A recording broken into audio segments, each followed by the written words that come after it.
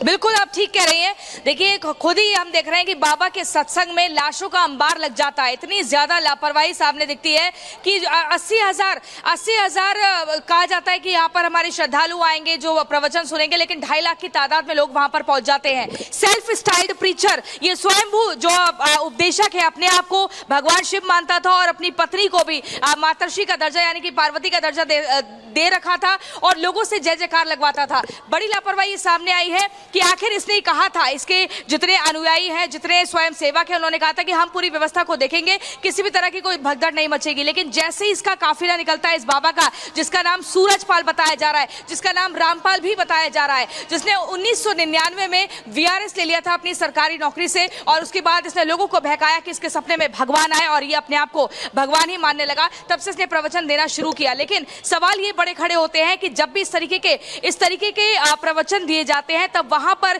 क्यों लापरवाही हो जाती है। आपको बता दें, इसी व्यक्ति पर यह आरोप है कि कोविड में भी जब भीड़ इकट्ठा करने के लिए मना किया गया था तब भी इसने प्रवचन देने के लिए भीड़ इकट्ठा की थी और तब भी मामला संज्ञान में आया था और सख्त कार्रवाई की बात कही जा रही थी। बिल्कुल अभी आगे कार्रवाई की बात की जा रही है। प्रियंका सृष्टि, आप बने रहिए हमारे साथ। इस बीच एक और ये अपडेट आ रही है सामने इस पूरे मामले से जुड़ी हुई। दरअसल मरने वालों का आंकड़ा बढ़ चुका है, ये संख्या बढ़ रही है लगातार। देखिए क्योंकि इजाफा लगातार हो रहा है और अब तक 121 लोगों की जान जा चुकी है इस हादसे में। 28 लोगों के घायल होने की खबर सामने आ रही है। तो ये आंकड़ा देखिए लगातार बढ़ रहा है। अस्पतालों में लाशों का ढेर बिखरा हुआ है। बहुत दुखद है ये, बहुत दुखद है ये, क्योंकि ये लोग जो अपनी आस्था को लेकर पहुंचे थे, ये लोग जो उस विश्वास के साथ पहुंचे थे कि शायद इनकी समस्याओं का निदान होगा। यानी आप अंदाजा लगाइए कि लोगों की उस आस्था के साथ कितना बड़ा खिलवाड़ हो रहा है। जिस तरह से लोगों को इकट्ठा किया गया, आयोजन में जहां बड़ी लापरवाही देखने को मिली, और ये बहुत दुखद है कि मौत का जो आंकड़ा है वो लगातार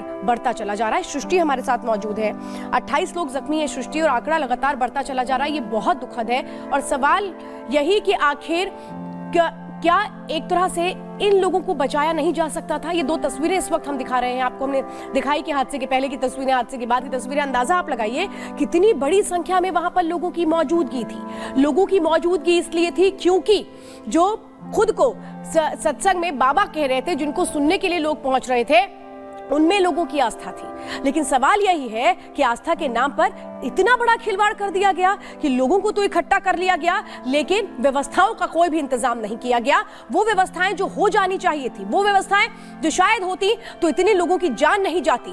तुरंत भी आप अंदाजा लगाइए कि कोई व्यवस्था नहीं मिल पाई और यही वजह हुई कि एक के ऊपर एक लोग चढ़ते चले गए खुद की जान बचाने के लिए। ये 2 तस्वीरें हैं इस वक्त हम दिखा रहे हैं कि कार्यक्रम के पहले वहां पर किस तरह से क्या कुछ स्थितियां थी, कितनी भीड़ थी, और अब जो मरने वालों का आंकड़ा है वो बढ़ता चला जा रहा है। हादसे के बाद की तस्वीरें इस वक्त हम आपको दिखा रहे हैं और सृष्टि लगातार हमारे साथ जुड़ी है। सृष्टि, बहुत अहम सवाल है क्योंकि हमारे देश में आस्था के नाम पर कैसे एक तरह से लोगों के साथ खिलवाड़ हो रहा है। लोगों को बुला लिया गया लेकिन कोई इंतजाम नहीं किया गया, उन्हें एक तरह से कहें कि मौत के मुंह में जाने के लिए छोड़ दिया गया।